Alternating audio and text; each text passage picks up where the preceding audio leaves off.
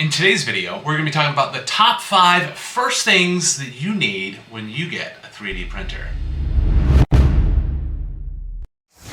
So over this past summer, I picked up my first 3D printer. It is the Bambu Lab A1 Mini, and this guy is handy and fun to have and just, it's been really great. And I'm going to go over a quick video of like the first 5 things that you need tool-wise outside of what you get with this and like obviously filament. The first thing I recommend getting is a poop catch, and this is something you can print. I don't know about other printers, but with the Bambu printers, before it starts a print job, after it does all of its calibrations and stuff like that, it does a purge and it pushes out these little things that people call poops because it looks like little poops that come out of your 3D printer. And this is my poop catch. So this part mounts onto my Bambu Lab A1 Mini, and you can see here I've even painted a bullseye on there. And so it comes out, it hits here, and then falls into our basket here. And this basket just catches all of our little poops. So the first thing I recommend is getting a poop catch. Otherwise, they just send them flying. Like sometimes, before I had this, like the first couple weren't like, you know, a foot, 2 feet, maybe 3 feet away. Like it's got some velocity when it kicks them out of there. So I recommend picking up or making or printing a poop catch. Number 2, we're starting easy, you guys. Sanding sticks. These are literally just nail files. Go to the dollar store and you get a pack of like 16 of these tiny little nail files for $1, and these guys will help you finish all of your print jobs, get all of those weird burrs and things like that off. Just a simple little nail file sanding stick. That's number 2. Super easy, super affordable. We're not spending all your money off the bat. But next one is a little bit more expensive. It's one I actually don't have yet because I've been cheating, I've been holding out, I've been making do. It's a flush cutter. So I've been using just a razor blade. A lot of prints, when you print them out, they'll have like these, they call them like a tree support or supports of other types. And you want to cut off those supports. The best way to get them off a lot of times is flush cut trimmers. That is number 3. Flush cut trimmers are a very useful tool because they are designed to cut as close to possible where you want it to cut. So, and it can be up against a flat surface or perpendicular surface kind of thing. So flush cut trimmers I think would be the number 3 tool that you want to get. I wish I had them all the time. Number 4. This is one where you might spend more money. You can find these for as little as $20, but you can also find the best ones and the most quality ones for like $120 to $200.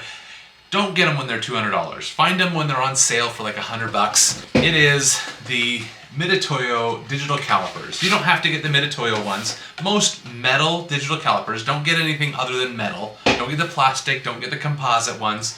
Metal digital calipers will be fantastic. But this is the Mitutoyo digital caliper.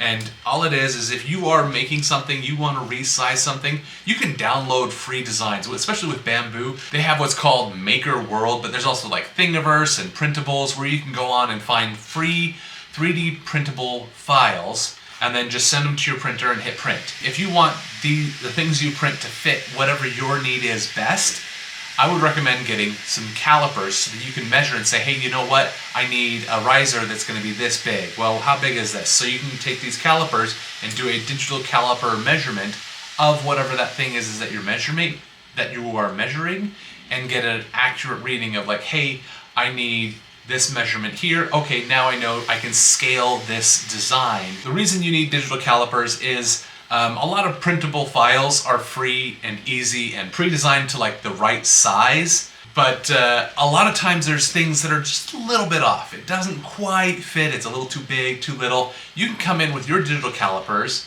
and then measure whatever it is you want to use it on and then adjust it. In the Maker Lab program on your computer, it's super easy to just scale things. You can do a skew scale, you can scale it in multiple different ways where it like makes the whole thing bigger, or you can just scale in one direction or another rather than the whole project. Having digital calipers makes it so that you can make things the exact right size that you need for what you're working with. And number 5, make sure you stick around because I got 2 bonus ones for you here at the end. But number 5 is a vacuum sealer. You're like, wait a second, Grant, that doesn't look like a vacuum sealer. It is. You will go on Amazon, and I'll get a link down in the description, but these little vacuum seal bags here, you can see it's completely vacuum sealed.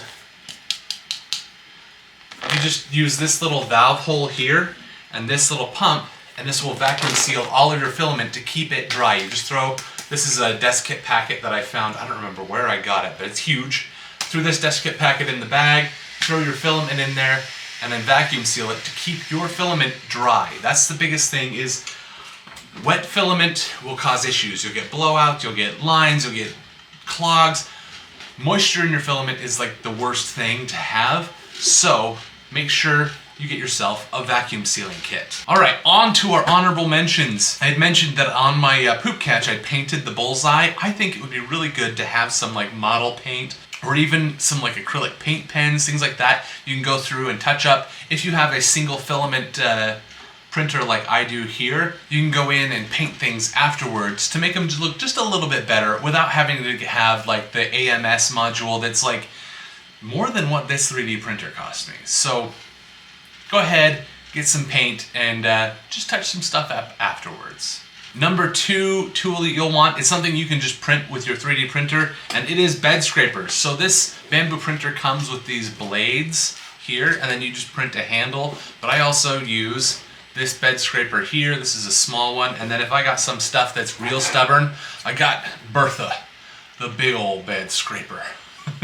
This guy is huge, it's thick. I did 100% infill on that one. It is a solid guy that's just to really scrape things up that are being difficult. And last is just a bit of housekeeping.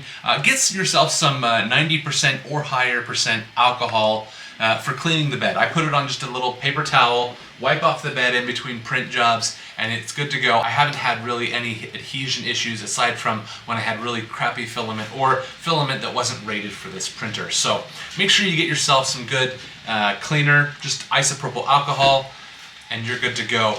And that is my top 5 tools to get or start with when you get your first 3D printer.